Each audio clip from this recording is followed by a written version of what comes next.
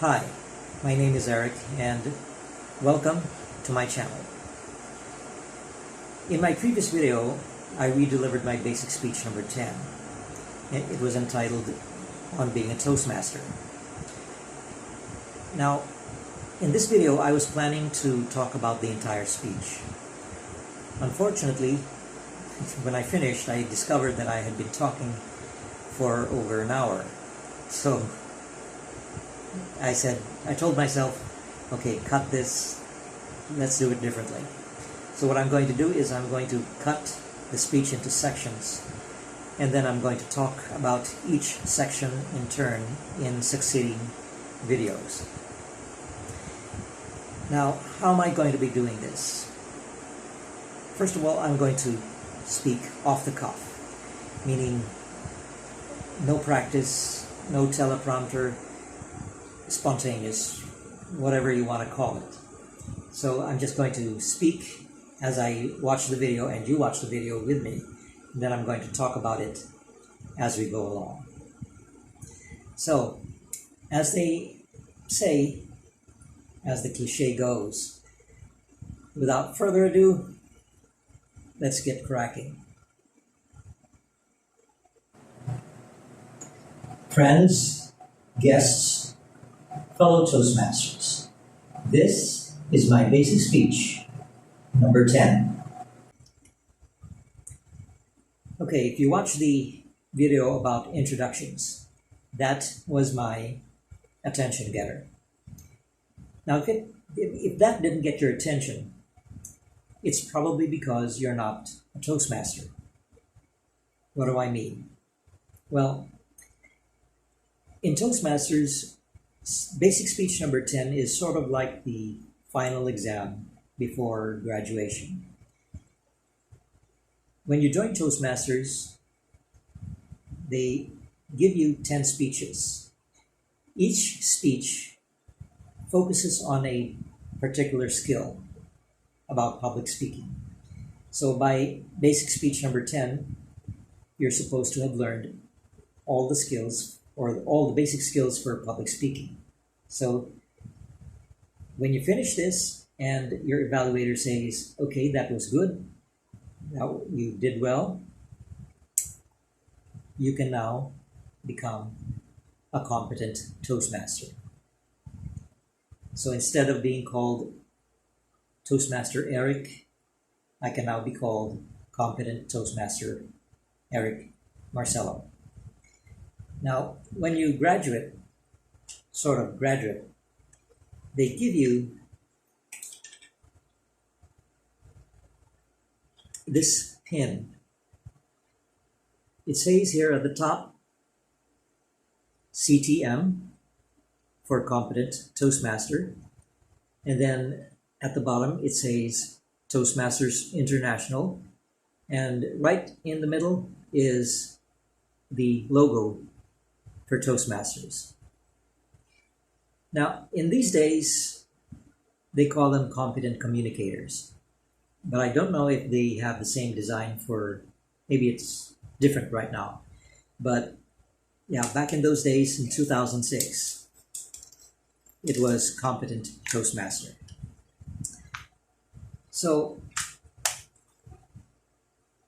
if you're going to be delivering a speech, make sure that you know who your audience is. So in my case, I knew that I would be speaking to Toastmasters, so I designed my speech to apply for Toastmasters.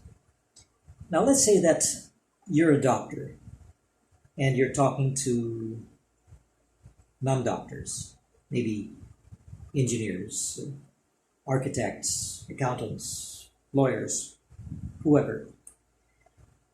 If you're going to talk to them like you're talking to other doctors, they might not understand what you're saying. But if you craft your speech, you use words that they can understand. If you use props or use a presentation, make it so that these people could understand what you're saying. And that's what's important about knowing who your audience is. Let's say that you're talking to adults. So you speak to them like you're speaking to adults.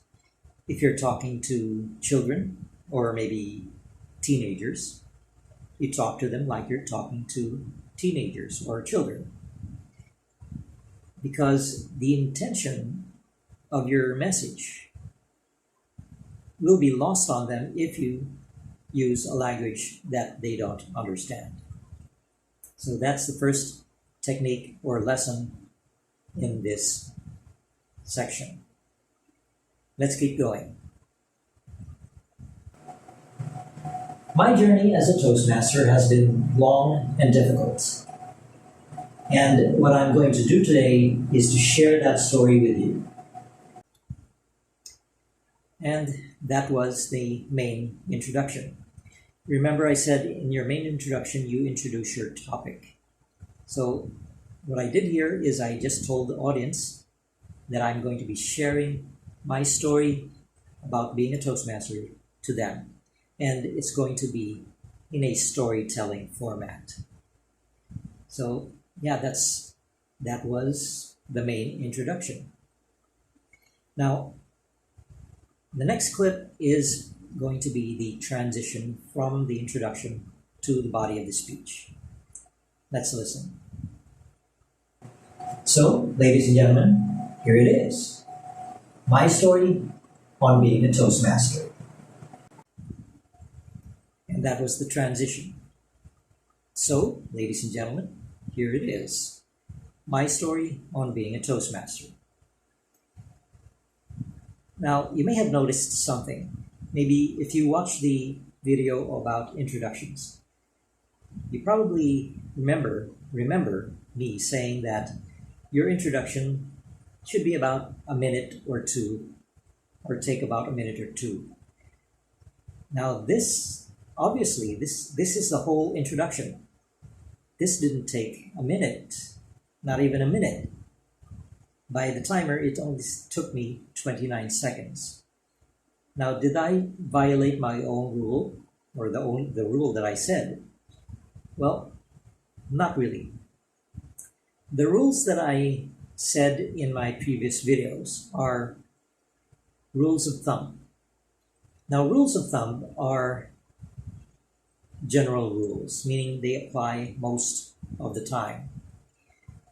So if it applies most of the time, it follows that you can break that rule if you see fit, if you think it'll work. Now, in my case, this was first delivered in 2006. At the time, I was so concerned about going overtime because I only had 8 to 10 minutes to deliver my speech. Now, today they tell you to, when you work on your speech, you first work on the body of your speech, and then you work on your introduction, and then you work on I said this was off the cuff, so I'm not going to cut it.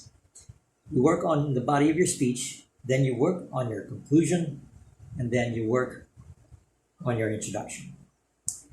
Reason being, you work on your body of your speech and your conclusion because, your conclusion is supposed to be a summary or a explanation of what you said. So you have that time. Now you know how much time you have left. So you work on your introduction. Now, the problem was when I was at that time, I didn't know that technique. I didn't know about that piece of advice. So I worked on my introduction, I worked on the body of the speech, and then I worked on my conclusion.